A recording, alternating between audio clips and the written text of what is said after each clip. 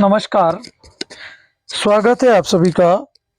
हमारे इस YouTube channel नित्या classes Aklera की इस कक्षा में। आज हम पढ़ने जा रहे हैं शमशेर बहादुर सिंह द्वारा लिखित,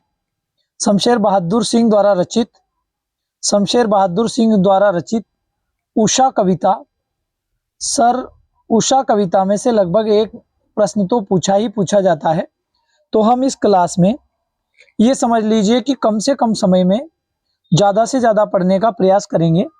और पूरे पाठ को मात्र एक क्लास में हम पूरा कर देंगे, तो आप अच्छे से समझने का प्रयास कीजिएगा। आइए पहला पद्य लेते हैं। सबसे पहले ये रहा आपका पहला पद्य स्लाइड पर, ध्यान से समझिएगा पहले पद्य को। देखिए, प्रातः नभ था बहुत नीला, प्रातः नभ था बहुत नीला, शंख जैसे बोर का नभ राख से लिपा हुआ चौका अभी गीला पड़ा है। ये दिखाई दे रहा है आपको। तो कवि कहता है कि प्रातः काल का आकाश, कवि कहता है कि, यहीं से ले लेंगे आप लोग, यहां से शुरू करेंगे आप, कि कवि कहता है कि, ध्यान से सुनिएगा, इसको ले लेंगे आप लोग।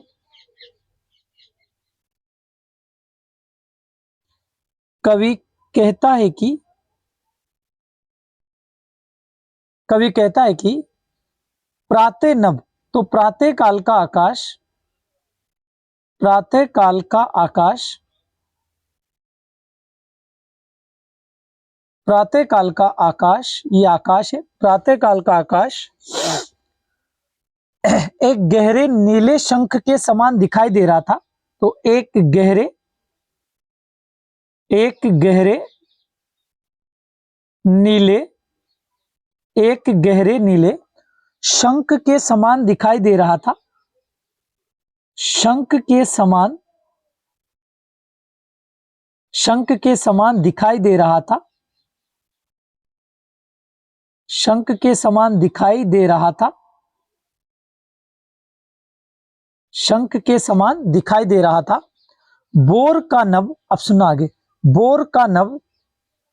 तो यहां लेंगे बोर होने पर वह प्रकाश के मेल से, बोर होने पर मतलब सूर्योदय होने पर, तो यहां लिखेंगे आप बोर होने पर, बोर होने पर वह प्रकाश के मेल से,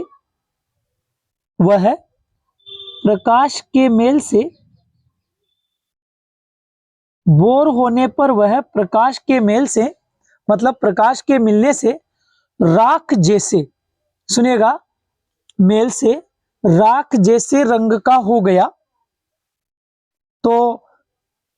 बोर होने पर वह प्रकाश के मेल से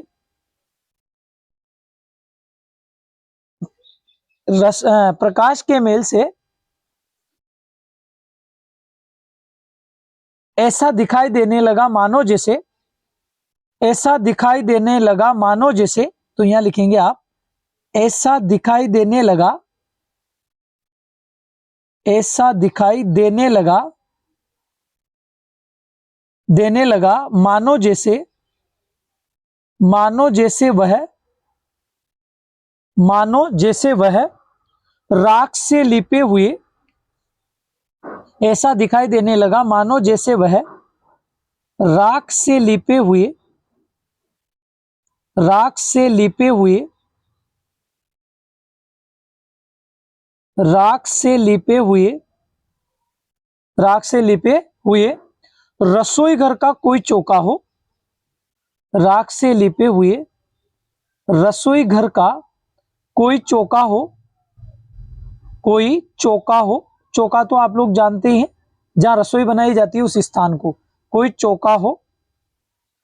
अभी अभी गीला पड़ा है, जो अभी अभी लिपे जाने के कारण गीला पड़ा हुआ दिखाई दे रहा था, जो ऐसा लग रहा था मानो अभी अभी लिपे जाने के कारण वह जो है गीला पड़ा हुआ हो। तो प्रातः नभ था बहुत नीला, कवि कहता है कि प्रातः काल का आकाश, कवि कहता है कि प्रातः काल का आकाश एक गहरे नीले शंख जैसा दिखाई दे रहा था। ठीक है। बोर का नभ, तो बोर होने पर वह, कहने का मतलब सूर्योदय होने पर वह प्रकाश के मेल से ऐसा दिखाई देने लगा जैसे वह राख से लिपा हुआ चौका, तो मानो जैसे वह राख से लिपे हुए, मानो जैसे वह राख से लिपे हुए रसोई घर का कोई चौका हो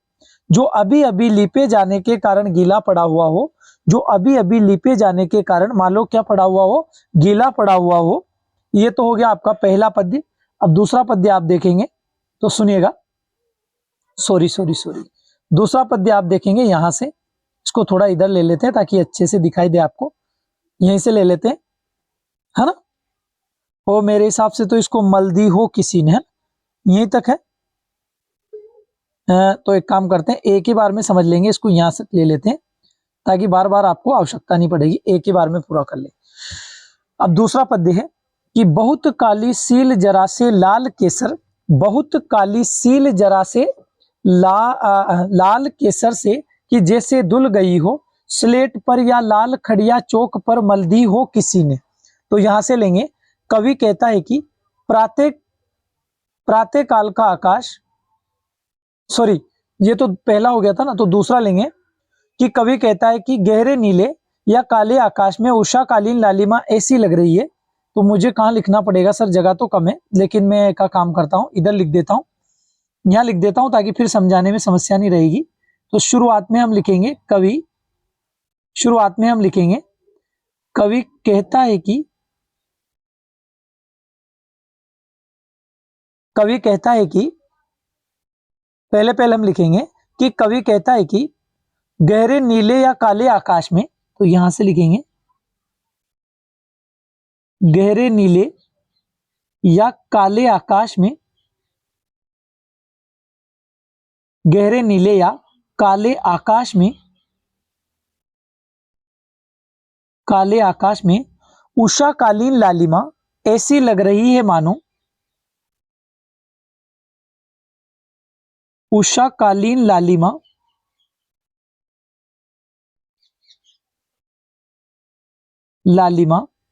ऐसी लग रही है मानो, ऐसी लग रही है मानो, सॉरी एक काम करते हैं, डबल से लेते हैं इसको। तो कवि कहता है कि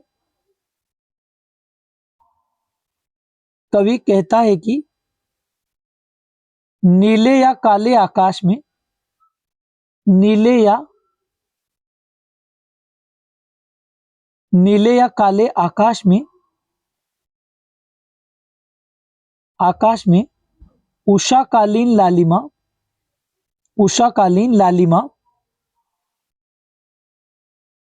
ऐसी लग रही है मानो, ऐसी लग रही है मानो, वो क्या गलती से बटन दब गया था। तो कवि कहता है कि नीले या काले आकाश में उषाकालीन लालिमा ऐसी लग रही है मानो, ऐसी लग रही है मानो, कैसी लग रही है, कोई बहुत काली सील पर, तो यहां से लेंगे कोई बहुत काली सील पर, तो कोई बहुत काली सील पर, सील कहते हैं पत्थर को, तो कोई बहुत काली सील पर कोई बहुत काली सील पर लाल केसर मिले पानी से, यहां लिखा रहा है जरा से लाल केसर, तो लाल केसर मिले पानी से, लाल केसर मिले पानी से धो दी गई हो, जैसे धुल गई हो, तो धो दी गई हो, सॉरी यहां लिखेंगे दी गई हो, ठीक है। तो कवि कहता है कि नीले या काले आकाश में उषाकालीन लालिमा ऐसी लग रही है मानो कोई बहुत काली सील पर जरा से यानी थोड़े से लाल केसर मिले हुए पानी से धो दी गई हो, अथवा किसी ने, अब यहां से लेंगे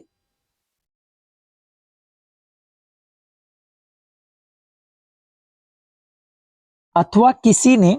यहां से लेंगे अथवा किसी ने लाल रंग की खड़िया,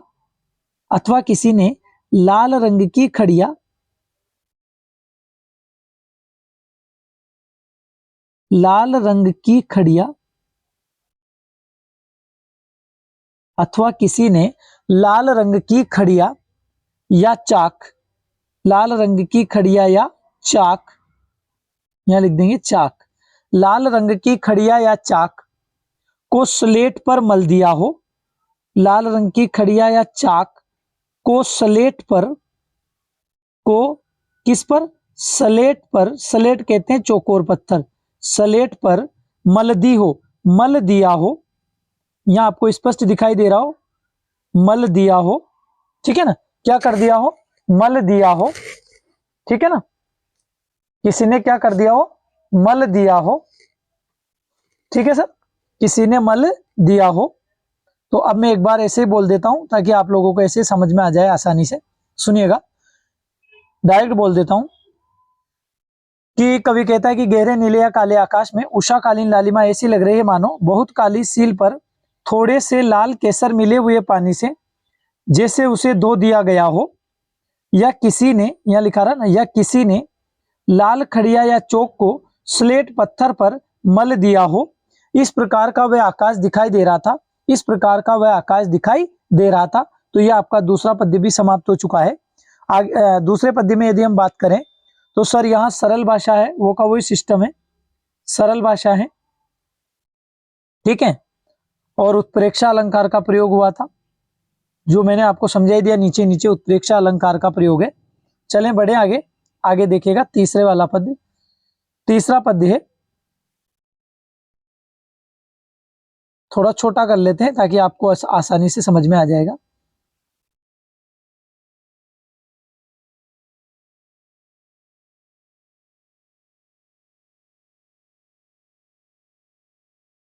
हाँ यहीं तक ले लेते हैं, एक लाइन हो रहे हैं, सूर्योदय हो रहा है, मैं यही लिख देता हूं, सूर्योदय हो रहा है, ये एक लाइन और है इसमें, ठीक है। तो सुनिएगा कि नील जल में या किसी की गोर झिलमिल देह जैसे हिल रही हो, नील जल में, नील जल में या किसी की गोर झिलमिल देह जैसे हिल रही हो और जादू टूटता है इस उषा का अब सूर्योदय हो रहा है। भोर के नीले आकाश पर उषा की हल्की लालिमा पड़ रही है, वह ऐसी प्रतीत हो रही है जैसे, तो उषा की लालिमा ऐसी प्रतीत हो रही है जैसे, यहां लिख देता हूं मैं, उषा की लालिमा, उषा की लालिमा ऐसी प्रतीत हो रही है जैसे, ऐसी प्रतीत हो रही है जैसे, ऐसी प्रतीत हो रही है जैसे, तो उषा की लालिमा ऐसी प्रतीत हो रही है जैसे, ऐसी प्रतीत हो रही है जैसे, जैसे नीले जल में, तो नील जल में, नीले जल में, नीले जल में ऐसी प्रतीत हो रही है जैसे नीले जल में किसी सुंदरी का, यहां लिखा रहा ना किसी, तो यहां आ जाएगा किसी सुंदरी का, नीले जल में किसी सुंदरी का गोरा झिलमिलाता शरीर, यहां लिखा रहा है गोर झिलमिल देह, गोरा झिलमिलाता शरीर, गोरा झिल, सॉरी, गोरा झिलमिलाता शरीर, गोरा झिलमिलाता शरीर, शरीर, गोरा झिलमिलाता शरीर हिल रहा हो, यहां लिखा रहा जैसे हिल रहा हो, हिल रहा हो, गोरा झिलमिलाता शरीर जैसे हिल रहा हो। तो अर्थ क्या निकल गया कि उषा की लालिमा ऐसी प्रतीत हो रही है जैसे नीले जल में किसी सुंदरी का गोर झिलमिल दे, गोरा झिलमिलाता शरीर जैसे हिल रही हो, जैसे हिल रहा हो, जैसे हिल रहा हो। अब यहां लिखा रहा और, है ना, और, तो यहां लिखेंगे और जादू टूटता है इस उषा का अब सूर्योदय हो रहा है, तो यहां लिखेंगे और सूर्योदय होने, सूर्य उदय होते ही, और सूर्योदय, सूर्योदय होते ही, सूर्योदय होते ही, और सूर्योदय होते ही उषाकालीन ये जादू भरा दृश्य समाप्त हो जाता है, जादू टूटता है इस उषा का, तो जादू टूटता है इस उषा का उषाकालीन, और तो यहां से लिखेंगे सूर्योदय होते ही उषाकालीन, उषाकालीन, सूर्योदय होते ही उषाकालीन, उषाकालीन, सूर्योदय होते ही उषाकालीन ये जादू भरा दृश्य, ये जादू भरा दृश्य समाप्त हो जाता है, समाप्त हो जाता है, ये जादू भरा दृश्य समाप्त हो जाता है, सूर्योदय हो रहा है, यानी सूर्योदय हो गया है, क्योंकि अब क्या हो गया है, सूर्योदय हो गया है, इसलिए ये जो जादू भरा दृश्य है ये समाप्त हो जाता है। पहले यहां से लेंगे नंबर 1 पर कि उषा की लालिमा ऐसी प्रतीत हो रही है जैसे, जैसे यहां लेंगे नंबर 2 पर कि नीले जल में किसी सुंदरी का गोरा, यहां लेंगे 3 नंबर पर किसी सुंदरी का गोरा झिलमिलाता शरीर जैसे, गोला झिलमिलाता शरीर जैसे हिल रहा हो, ठीक है। इसके बाद यहां लेंगे नंबर 4 पर सूर्योदय होते ही, सूर्योदय होते ही, यहां लिखेंगे सूर्योदय होते ही। इसको लेंगे नंबर 5 पर उषाकालीन ये जादू भरा दृश्य समाप्त हो जाता है, और ये लाइन ले लेंगे 6 नंबर पर क्योंकि सूर्योदय हो गया है, ये उषाकालीन दृश्य इसलिए समाप्त हो जाता है क्योंकि अब सूर्योदय हो गया है, इसलिए ये दृश्य भी जो है समाप्त हो जाता है। क्या हो जाता है, समाप्त। चलो अब मैं आपको थोड़ा सा समझा रहा हूं, यही समझा देता हूं, एक साइड लेकर के स्लाइड पर देखना ध्यान से। आकाश के लिए काली सील शब्द का प्रयोग हुआ है, ध्यान से समझना। आकाश के लिए, आकाश के लिए यहां काली सील शब्द का प्रयोग है, ये इंपॉर्टेंट है,